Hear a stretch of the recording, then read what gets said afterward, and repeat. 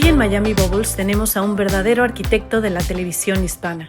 Con más de 30 años de experiencia en gigantes como Televisa, TV Azteca, Telemundo, Univisión y Grupo Imagen, ha sido pieza clave para la creación y programación de contenidos que han marcado a millones de televidentes.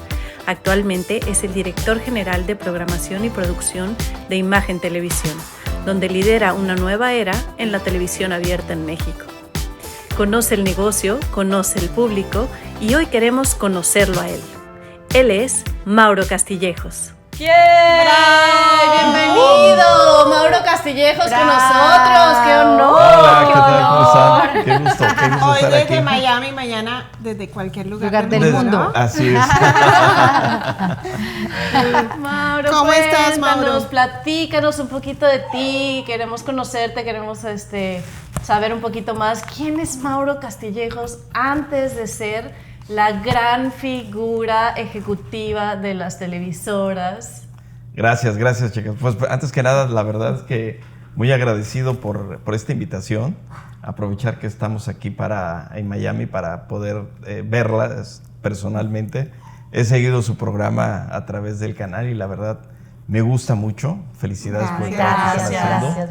Definitivamente creo que más adelante hablaremos de estos espacios en las plataformas digitales y creo que esta es una gran oportunidad pues, que anteriormente no lo había, ¿no? Exacto. Así que pues bueno, ¿quién soy?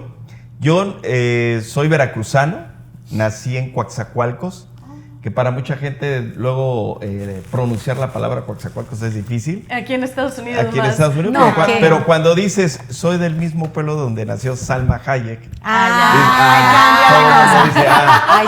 ya cambia la dimensión de dónde eres, ¿no? Entonces ya se vuelve una ciudad importante para los que nos escuchan.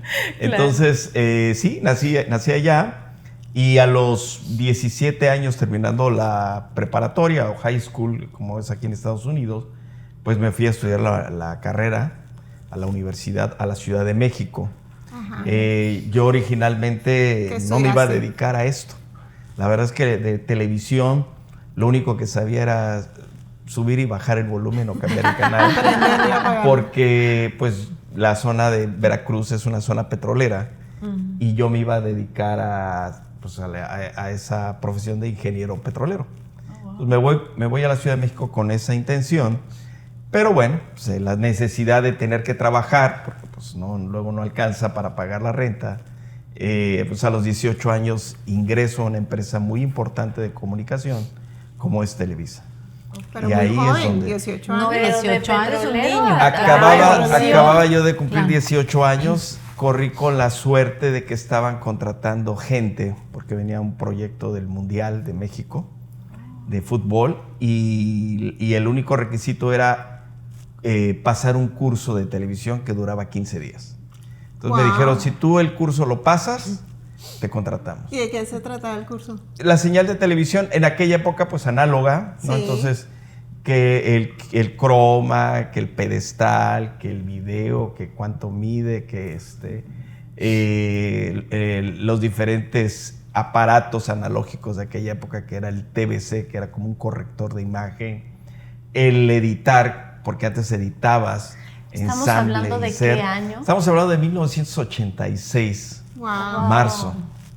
Y de hecho yo empiezo a trabajar un 1 de marzo en Televisa con, para mi fortuna, con un equipo de producción muy importante de aquella época que era el noticiero 24 horas, que era el noticiero más influyente, visto, de mayor relevancia en México, con el licenciado Jacobo Zabludovsky, que pues yo cuando lo vi, imagínate, lo veía en la televisión, en provincia, ¿no? Y ves de pronto en persona una figura de ese tamaño, que además que lo que aprendí de él fue la humildad, la sencillez. Porque don Jacobo, la verdad es que desde que llegaba al canal, así como él le hablaba al presidente, llegaba y saludaba al de seguridad, saludaba a la de limpieza, preguntaba cómo estaban sus hijos. Entonces, esa sencillez, la verdad, la aprendí de los grandes, porque entre más grande eres, más sencillo tienes que ser, ¿no? Claro, eso es cierto. Así es. Claro. Entonces, eso para mí fue una enseñanza muy importante pues de manos de una persona que pues yo admiraba, una personalidad muy controversial en México, ¿no? Porque pues se hablaba de una cosa o de otra, pero al final lo que yo siempre aprendí de él fue el profesionalismo, la entrega, la pasión, porque para trabajar en la televisión, en un medio así como este, pues es lo que tienes que tener. ¿Y qué empezaste haciendo? Yo era editor, así Después se del llamaba, curso, de videotape. ¿empezaste a ser editor? Empecé a ser editor de videotape. Yo editaba las notas, ¿no? Llegaba, me acuerdo, con unas cintas de 1 pulgada, llegaban cargando, Wow. pesaban. Hoy son archivos, hoy no tienen pesan peso, nada. ¿no? Son completamente no tangibles. Pero en aquella época, pues sí, llegabas con tus cintas de 1 pulgada, montabas en unas máquinas grandes, incluso hacíamos concursos de quién era el que primero metía y inhalaba los carretes, Sí. porque tenía un escáner. En ese escáner que giraba a cierta velocidad estaban las cabezas de video y de audio, que a la velocidad que giraban iban leyendo la información que había dentro de la cinta. La cinta estaba a base de carbón, de hierro, de varios componentes, que era donde se guardaba la imagen y el audio. Te ves más joven, fíjate. La verdad es que durante 15 años estuve en esa área a 10 grados, porque había que cuidar el equipo, entonces creo que el haber estado muchos años en el frío Claro, me te mantuvo. conservó. Bueno, mira, secretos de juventud. Así es, así que un secreto, bájenle la temperatura al aire ¿Sabes acondicionado. que uno oye este tipo de cosas y dices, no, eso fue hace 500 años, hombre. pero es que en realidad ha cambiado La todo verdad, tan rápido. Fíjate que nosotros somos muy privilegiados, porque pues como tienes razón, ni somos muy grandes, ni somos muy jóvenes, pero nos tocó la oportunidad de vivir una transición digital, tecnológica. Como se ha hablado mucho, la revolución industrial duró muchos 100 años, y a nosotros la revolución tecnológica nos ha durado 20 años, 30 años. Ahí tienes toda la experiencia del mundo. Ahí tienes toda la experiencia. Sí, a mí me toca empezar a vivir la transición del Internet. Cuando me acuerdo la primera vez que a mí me muestran el Internet, pues lo que más se decía era que te iba a servir para comprar un boleto de avión o hacer una reservación de un hotel. Pero nunca... Y era para reservar, porque no era para que te mandaran nada por internet. Nada más o sea, era, nada mira más esto era... lo que va a suceder y todo. Te estaba hablando a finales del siglo pasado, 96, 95. La primera vez que yo lo vi, yo decía, pues eso es, pues es increíble. Nunca en ese momento nos imaginábamos que a través de ese sistema se iba a transmitir el video, el audio, Lo que pasa ahora. datos, lo que hoy pasa. Por ejemplo, me ha tocado dar conferencias en las universidades ante los jóvenes y siempre les digo, pues ustedes la verdad son una generación que no concibe la vida sin el Internet, creen que ahí ha estado siempre, ¿no? Los celulares, la transmisión digital de la información. Así que pues creo que nos ha tocado todo este movimiento tecnológico a esta generación que venimos del siglo pasado, en realidad jóvenes, a este nuevo siglo, ¿no? Es que el siglo pasado se oye lejísimo. No, lejísimo. Pero es hace, sí. ¿qué? 20 años. 20 o sea, años, tampoco 20 es años tanto. más o menos, 30, ¿no? Sí. 30 años. Cuando yo empecé, Sí. sí, 35 años por lo menos en televisión. Bueno, tú empezaste en televisión y te empezó a encantar. ¿O Me empezó a encantar, bueno, empezaste a así tratar? como les dije, yo fui a la Ciudad de México a estudiar ingeniería industrial, petrolera, estuve en el primer semestre y empecé a trabajar. Cuando entro al segundo semestre, pero yo dedicándome cada día más a todo este tema de la televisión, viendo a los famosos, yo me iba a los programas de Verónica Castro, aquellos que fueron muy íconos de Mala Noche No, donde veías a Juan Gabriel, donde veías a Luis Miguel. Juan Gabriel. Es que Veías antes tú veías Paloma a esas San Basilio. personas y te emocionabas. Me emocionaba, pues imagínate Claro. un chico de Además, 19 años, 18 años, ahí tenías provinciano. la oportunidad de verlos a Y todos. de pronto los veías a todos y los veías caminar en el pasillo. El Loco Valdés, o sea, muchas personalidades que tal vez a las nuevas generaciones y tal vez a ustedes, quienes eran, ¿no? Pero esa era la época de oro de Era la televisión. época de oro de la televisión, donde había mucho movimiento.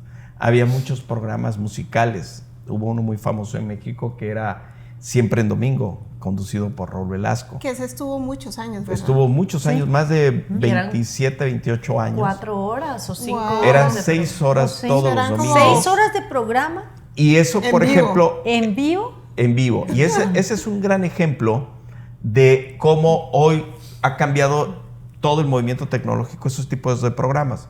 Porque ahí, en Siempre en Domingo, era donde tú veías el estreno o escuchabas el estreno de una canción. Julio Iglesias se presentaba a cantar su nuevo tema. Luis Miguel ahí empezó. No había otra manera de verlo. De hecho, Raúl Velasco todo lo tenía como cuidado, embargado, para que nada más en su programa sonaran esos éxitos. Hoy, la música en los programas de televisión ya no son tan importantes. ¿Por qué? Porque pues en el momento que sale el disco de Karol G o de Maluma, tú inmediatamente ya lo estás viendo en tu Spotify, escuchando, Claro. o viendo en YouTube. Pues Además que ya que ni siquiera escuchas- sacan, no, ya no sacan discos. Claro. Tienen que No. sacar por sencillo, porque Así ya es. antes te obligaban Escuchas a lo que te escuchar. gusta, Ajá, las otras claro. quedan ahí muertas. Queda descartado, correcto. Entonces ya no es atractivo para la televisión, porque ya el acceso a ese producto, ese contenido, está en tu mano. Claro. Es Y otro antes mundo. los programas como esos en Venezuela, que era Sábados Espectaculares, que con Alberto Correa, creo que era Gilberto Correa, Sí. era uno de Sí, los ¿tú sí? conductores. Venezuela. Sí, imagínate, Venezuela era un productor importante de contenido, de telenovelas. En México hubo varias telenovelas que fueron transmitidas por Televisa. Lupita Ferrer era una gran estrella en México.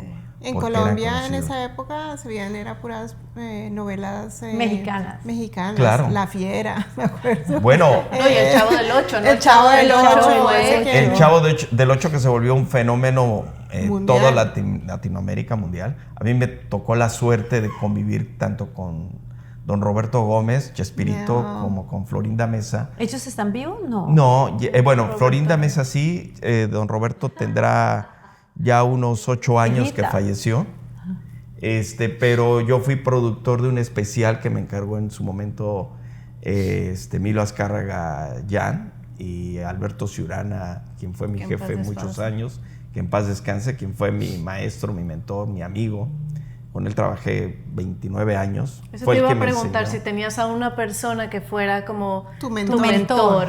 Sí, fíjate que fue Alberto Ciurana. Yo lo conozco en el 91, 92, porque Alberto venía de Europa, porque él abrió Televisa Europa. Y él, ¿Y cómo él les había fue en estado- Televisa Europa?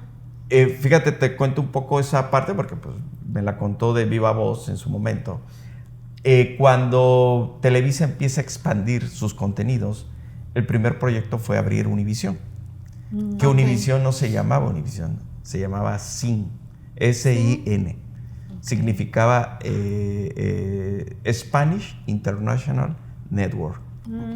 Y estaba su base en Los Ángeles, en Laguna Niguel. Quien abre toda esa operación Ay, la gran- es Alberto Ciurana. Ok. Alberto Ciurana estaba al frente y quienes eran los periodistas de ese momento era Jorge Ramos, María Elena Salinas, había por ahí un ingeniero que todavía vive, Miguelito, que era el responsable de la parte técnica. Pues Alberto abre toda esa operación y es cuando nace Univisión. Ok. Ok.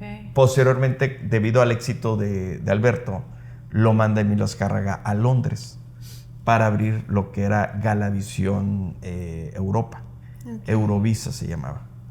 Y me acuerdo perfectamente, yo veía la señal, como decían que la huella que bañaba el norte de África y España y varios países de Europa, porque lo mencionaba mucho Raúl Velasco en sus programas, Sí. porque ya era así, wow, ya, Como, wow, Ya ya nos ese programa ya no es expandimos, México, ya era ¿no? ya- ajá, Ya ya. es toda Latinoamérica, Europa, Estados Unidos. Estados Unidos a través de Univisión y en Europa a través de Eurovisa. Cuando termina Alberto esa encomienda de Televisa, regresa a México en el 91. Ahí es cuando coincido, porque yo estaba ya trabajando en el área de canales. Yo siempre fui muy inquieto. Yo sí estaba acá pero quería aprender de esto y quería aprender de aquello. Por eso, en algún momento, cuando Televisa decide enviarme a Estados Unidos. Uh-huh. a Univisión, pues la verdad escogió a alguien que tuviera el conocimiento profundo de la empresa y alguien que había estado en noticias, en producción, en los másters, en edición, en todos lados era yo. Wow. Entonces, debido a esa inquietud y esa formación, pues es como voy. Entonces, ahí conozco a Alberto. ¿Quién logró visualizar esa parte de ti? Porque es muy... ¿Alberto? ¿Alberto Me dijo, Alberto la verdad tenía, porque así como yo, otros ejecutivos también, Joshua Mintz, por ejemplo, uh-huh. también fue parte del equipo de Alberto Ciurana. Uh-huh. Entonces Alberto tenía como ese ojo y esa experiencia de entender quién tenía madera para la televisión. Okay. Y quién lleva cierto tiempo ahí, o sea, para que conociera exactamente todo. Exactamente. Entonces, Alberto me enseñó mucho de la programación. Me decía que pues tenía yo cierto feeling para los contenidos, para los programas. Y él me ayudaba y me decía, no existe una universidad que te enseñe a ser programador. Claro. Esto es un tema de piel, de sentir a la gente. Uh-huh. Y tal vez a mí yo desde chico, pues, en el mercado, yo vendí sándwiches en los camiones, wow. yo era empacador de estas de las bolsas en los centros comerciales. De verdad. Era alguien que tuvo mucho contacto y siempre con la gente. Y yo creo que él dijo, este muchacho le entiende y sabe lo que le gusta pues al pueblo, ¿no? Al televidente. A todas estas que dijo tu familia después. La verdad es que no, estudiar. Fíjate que afortunadamente, y incluso yo he sido así con mis hijos, y cuando tengo amigos también les digo, dejen que sus hijos hagan lo que les guste, uh-huh. no importa qué, pero la vida también y sus skills los van a ir llevando hacia lo que les gusta. O sea, lo único es tenerles como toda esta parte de la enseñanza moral y de valores como principios que uno tiene como familia, pero en la vida, a lo que se quieran dedicar, déjenlos. ¿Y tu familia te apoyó? Mi familia siempre 100%. Me dejó. Además, a los 18 años yo ya trabajaba, así que pues ya las decisiones que yo tomé ya no me dejaban, ya no había mucho que opinar y me dejaron que yo pues hiciera lo que yo me pareciera. Cuando, por ejemplo, me doy cuenta que me gusta el tema de la comunicación, pues me doy de baja de la carrera de ingeniería. Y mis papás pues no dijeron nada, ¿no? Me dijeron, bueno, pues hijo, pues tú sabes lo que quieres. Y me metí a estudiar la carrera de Ciencias de la Comunicación en la Universidad Metropolitana de la Ciudad de México. O sea, que estudiabas y trabajabas al mismo tiempo. Estudiaba, fíjate que Televisa, y siempre lo digo, me dio de desayunar, comer y cenar. ¿Por qué? Porque me fui a vivir muy cerca de Televisa, porque yo a las 6 de la mañana me iba, desayunaba en el comedor de Televisa, costaba 10 pesos el desayuno por ser empleado. Agarraba el metro y me iba a la universidad, entraba a las 7. Wow. Terminaba las clases, me regresaba corriendo a Televisa a comer y entraba a las 3 de la tarde a mi turno. Wow. Y a las 11 de la noche que salía, pues cenaba y me iba ahí a 2 calles de donde yo vivía. Entonces, wow. Ese fue una dinámica de 4 años. Constancia mientras estuve. Total. Mientras mis amigos de la universidad se iban a echar sus tragos al parque o a la fiesta, pues yo me iba a trabajar. Entonces, también di clases en la universidad y uno de los consejos que siempre le di a los alumnos y que siempre le digo a los jóvenes es que tienen que empezar desde jóvenes al negocio que se quieran dedicar. Porque la verdad es que la experiencia, las relaciones también son muy importantes. Pues las tienen que empezar a cultivar desde que están estudiando. Claro. Porque muchas veces uno sale de la escuela y dices, ya quiero mi silla como director y a trabajar, ¿no? ¿Qué pasa con los chicos ahora? Porque en realidad eso te iba a preguntar. Antes las personas, como muchos, nosotros, tú, todos, empezamos y a los 15 ya estabas viendo cómo ibas a hacerle para comer el día de mañana. Claro. ¿No? O sea, cómo ibas a hacerle para ganar, para tener una casa, tenías pero ahora de alguna manera hemos cobijado tanto las generaciones. Así es. Que hoy en día a esos alumnos que tú les refieres, le dices, ¿cómo es posible que salen y no saben qué van a hacer o hacia dónde, cuál es su meta, cuál es su... Tú tuviste la oportunidad de tener una visión y de tener una curiosidad y decir, quiero aprender esto, quiero aprender esto. O sea, porque cuando tienes mucha gente alrededor que te está diciendo, mira, puedes ir por aquí, pero este lado es mucho más fácil. Pero tú lo hiciste solo. O sea, pero importante tener un ejemplo así porque de alguna manera has pasado por 5 televisoras. Eres el único ejecutivo que ha pasado por 5 televisoras. Entonces, de alguna manera, es invaluable, ¿no? O sea, es de admirarse. Mira, la verdad es que ha cambiado mucho la sociedad, ha cambiado mucho la forma de educar, ha cambiado. No digo que esté mal, o sea, porque finalmente creo que ha habido muchas cosas muy buenas también. Por cuidar los derechos de la gente, ¿no? Porque también no vayamos a incurrir en... O sea, pues antes, por ejemplo, me acuerdo, había los famosos bautizos, ¿no? De cuando ingresabas a un lugar de trabajo, sobre todo en los niveles bajos de las escalas de trabajadores, pues te echaban alcohol, te golpeaban, te hacían cosas, ¿no?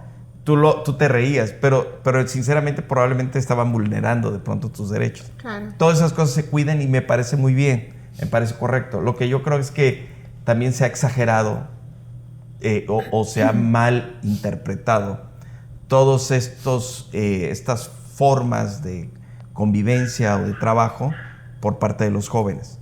Porque efectivamente de pronto veo muchos jóvenes que, pues es que yo quiero un trabajo desde mi casa. ¿No? Yo quiero nada más trabajar en la mañana y hacer... Espérate, o sea, creo que esto es... El dedicarte a un trabajo es como los atletas. El atleta para correr se prepara meses antes, todos los días, para poder dar el salto final. Y una pregunta para ti, la percepción tuya del talento, que has convivido con actores como los que nombras ahora, que son actores de verdad, actrices de verdad. ¿Cuál es tu percepción del talento, de lo que ahora se hacen llamar influenciadores, grandes comunicadores, hasta artistas? Pero hoy, ¿cuál es tu percepción que hoy se maneja a través de internet, digámoslo así? Interesante tu pregunta porque lo hemos platicado, ¿no? De pronto... Uno que vivió la época dorada de la televisión con grandes nombres como pues, un Enrique Rocha, como una Silvia Derbez, como pues, la misma Verónica Castro, Lucía Méndez, todas estas divas que todavía algunas están con nosotros. Vigentes, ¿no? Victoria Rufo, todos estos actores. ¿Por qué de pronto no hay esta nueva generación? María Félix en su momento, todas ellas. Yo creo que también los medios, la información, las redes sociales han hecho que se rompa este misticismo alrededor de ellos. Creo que Luis Miguel es una persona actual que ha sabido manejar. No es una persona que se expone constantemente a las redes. Lo mismo hay algunos actores, pero la gran mayoría de las actrices, de los actores, están todo el tiempo subiendo contenido en las fiestas, con los amigos, brincando, saltando. Entonces, toda esta imagen, acuérdense que la televisión es una magia. Sí. La televisión es algo que tiene que envolver algo inalcanzable. Claro. Tienes que volver a tus ídolos o a los actores ídolos, estrellas, ¿no? Que no tan fácilmente puedes llegar. Entonces, cuando tú los empiezas a ver comunes y corrientes, hasta metidos en problemas, le pierdes el respeto, le pierdes el valor. Misticismo. Yo creo que eso fue lo que pasó con toda la oleada de programas de chismes, ¿no? Que entraron. Correcto. Porque entonces empezaron a humanizar a las figuras. Lo hicieron muy terrenales.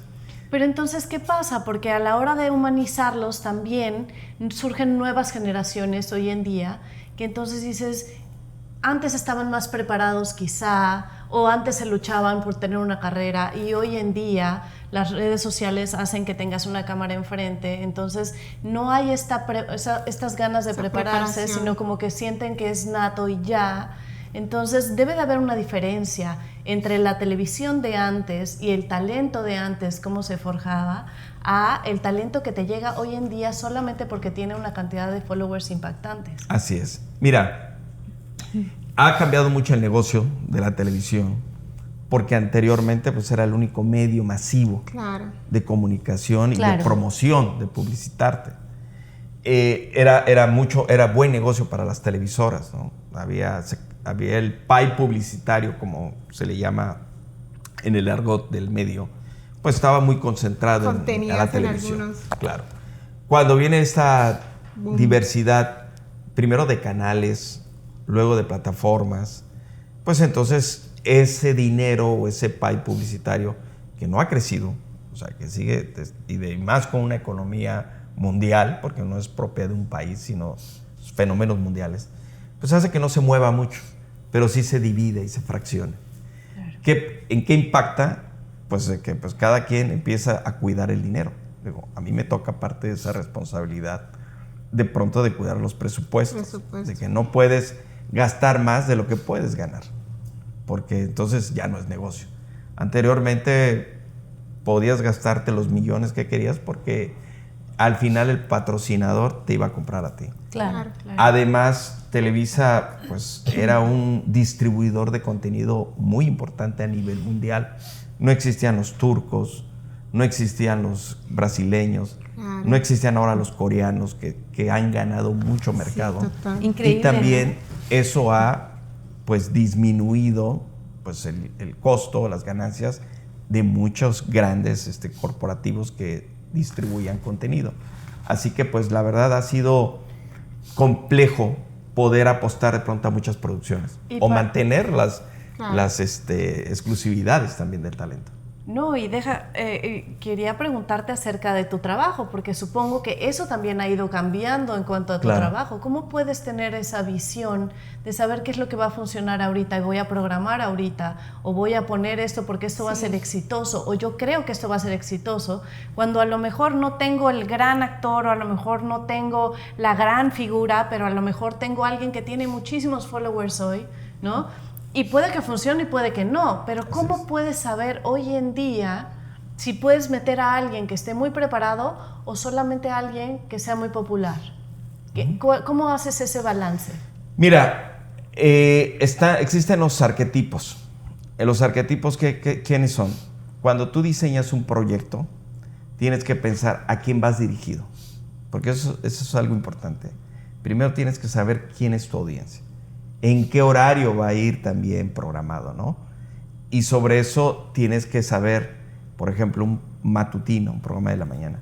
Pues tienes que tener a alguien que sea empático con la mujer, ¿no? Una mujer. Tienes que tener el galán para que entonces las señoras me gusta verlo, ¿no? Tengo que tener a un joven. ¿Por qué? Porque las nuevas generaciones, las chicas quieren ver al joven, pero también las señoras dicen, me gusta como yerno. Claro. Tengo que tener a la tía o a la amiga o a la prima que es mi confidente. Entonces tienes que empezar a crear todo ese Ahora es un estudio más profundo que antes. Es correcto. Entonces. Pero eso fíjate que te lo digo, independientemente que naces con una sensibilidad como programador, tienes que prepararte también en términos de psicología, de antropología, porque también tienes que conocer los hábitos de cada región, porque no es lo mismo como piensa o vive alguien que vive en Yucatán, que además hace mucho calor y que al mediodía cierran su negocio y se van a echar la siesta, comen, a dormir, como el del norte, que tiene otra forma de pensar, otra forma de vivir, y lo mismo del centro. Cuando tú tienes toda esta información, pues es cuando empiezas a decir a quién le quiero dar el peso, a quién quiero ir dirigido. Claro. Y lo mismo a mí me pasó, además de ese conocimiento, pues cuando vine a Estados Unidos. cuando me toca trabajar para las comunidades latinas, porque todavía se vuelve un poco más complejo, ¿no? No solamente el mexicano que vive en Estados Unidos, que muchas veces no es el mismo que vive en México. Claro. Cambian tu forma de ser.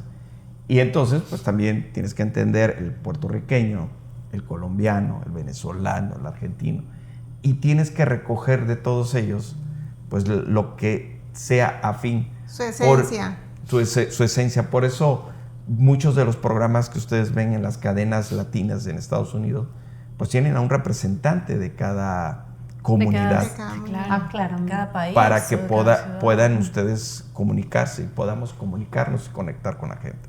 Entonces sí es muy interesante. Sí, la preparación definitivamente es importante. Los seguidores también son importantes. Pero fíjate que algo muy, muy interesante y que siempre que llega alguien conmigo, alguien que quiere ser conductor o conductora, y también depende del género, ¿no? Pues es identificar, oye, pues veo que eres buena conductora, pero tu perfil es para noticias. Tu perfil es para concursos. Tu perfil sí es para un programa de espectáculos. Así sigue existiendo. Tienes que tener el cliché. Ojo. Y exacto. Y tienes que ser tú. Claro. Hoy lo que piden las nuevas audiencias es autenticidad. Sí. Necesitas ser auténtica. Porque ahora sí que hasta con la tecnología Full HD te ven todo. Ya no solamente las arrugas o el granito o algo. Te ven si hablas con la verdad. Sí, eso Y tienes que transmitir a través de la pantalla. De la verdad. Del lente de la cámara. Trabajo complicado. Mauro, para terminar esta entrevista me gustaría saber qué sigue para Mauro Castillejos. O sea, todavía has cumplido mucho, pero yo supongo que debes de tener todavía sueños. Pues sí, mira, la verdad, ahorita tengo una gran misión en Grupo Imagen, donde estoy muy contento de haberme integrado hace un poquito más de un año, porque es un canal que yo lo conocí cuando nació hace 8 años, 9 años. Yo estaba en otras televisoras y lo veía desde ahí. Y ahorita lo que hemos hecho de crear un gran equipo de trabajo con los mismos que estaban ahí, darle objetivos, dar dirección, y que gracias a eso llevamos un crecimiento como el canal de mayor crecimiento ahorita en México en lo que va de este año. Oh, qué bien. Entonces vamos muy bien. ¿A dónde quiero llegar? Pues ahora sí que hasta donde mis jefes me digan que quieres que llegue, porque también este medio, como todos lo sabemos, pues es un medio a veces que hoy estás aquí y mañana estás en otro lado, ¿no? Yo me siento muy contento en Imagen. Sí me gustaría en un futuro, espero todavía lejano, pues ser alguien que pueda asesorar o pueda transmitir conocimiento a las nuevas generaciones a través de conferencias, a través de consultorías, pero pues a nivel Latinoamérica, porque creo que me siento con mucha información y con mucha experiencia como para poder de pronto estar trabajando con televisoras a nivel ¿Y tienes tu propia comunidad independiente, por ejemplo, como en Instagram, que la gente te pueda seguir y digan, sí, vamos fíjate, a seguir a Mauro Castillejos para aprender de, ¿cierto? Porque eso también es, ¿tienes tu comunidad? Mira, tengo mis seguidores, ¿no? La gente sabe a qué me dedico, conoce mi trayectoria, pero sí me hace falta trabajar como en esa imagen, en esa figura de lo que puedo hacer más adelante. Lo que necesitas es tiempo. Lo que necesito es tiempo, exacto. Sí. Muchas cosas para hacer, pero no tiempo. Estoy metido en muchas cosas y no he podido un poco dedicarme. ¿Cómo haces para como que balancear tu vida personal con el trabajo? Porque tienes 1001 actividades. Responsabilidad. Así es. Mira, yo siempre, y se lo digo incluso a mi equipo, y lo aprendí, Alberto, lo número uno es tu familia. Sí. O sea, si tu familia necesita de ti, tienes que estar. Incluso he tenido situaciones con mi equipo donde, oye, fíjate que tengo que ir incluso al bailable de mi hijo por ser el Día del Padre. Ve, no dejes de ir. Porque eso es muy importante, el equilibrio de los que nos dedicamos a la televisión. Porque nosotros somos los que tenemos que generar contenidos que sean amables o compatibles con la gente. Sí. Tienes que tener un equilibrio interior. tienes que estar bien para poder tomar las mejores decisiones. Entonces siempre para mí eso es muy importante, el que haya ese equilibrio entre la familia, entre el trabajo y los amigos. Yo soy de muy pocos amigos, la verdad. Yo soy una persona que casi no anda en las fiestas. Siempre he sido así, tal vez porque en la universidad no cultivé esa... Yo creo que también tienes tanta gente alrededor que llega un momento donde quieres solamente tu gente cercana. Estar en tu casa, con tu hogar, tu familia. No, y a veces, créeme, me he ido y he estado solo. Hay fines de semana donde digo, no quiero, y ahí me quedo completamente solo. Porque sí es bueno siempre. Pero si te alcanzas a desconectar, ¿realmente o no? No, a ver, siempre tengo que estar localizable, siempre. Pero la verdad, como manejo los horarios, como manejo las responsabilidades, y no solamente por mí, sino por todos los que me rodean, es tener esos espacios de poder disfrutarte o disfrutarlos como quieras con los que no pertenecen al gremio de la televisión, ¿no? Mucha organización. Pero sí es mucha organización, mucha planeación, también eso es importante. El poder planear anticipadamente hace que ya no andes a las carreras con las cosas urgentes, sino ya te vas por las cosas importantes. Muy bien. Qué honor, qué orgullo, qué gusto. Gracias por Gracias por tomarte el tiempo que tienes de tranquilidad acá para estar con nosotros en el programa. Pues, de verdad que... Yo encantado y las veces que quieran, porque creo que hay muchos temas. Hay muchas cosas. Yo creo que vamos a tener que repetir y nos vamos a ir por temas, porque yo creo que hay mucho que decir y te agradecemos mil, de verdad. No, hombre, al contrario. Sí, muchísimas gracias. Muy interesante, hay mucha cultura detrás, hay muchas experiencias detrás, hay muchas historias detrás. Y eres un gran hombre, un gran padre, gracias. Un gran esposo, porque también tu mujer es una divina, y creo que eres un hombre que merece la pena resaltar. Gracias. Muy bien. Gracias, pues bienvenido. encantado. Bravo. Hasta la próxima. Gracias.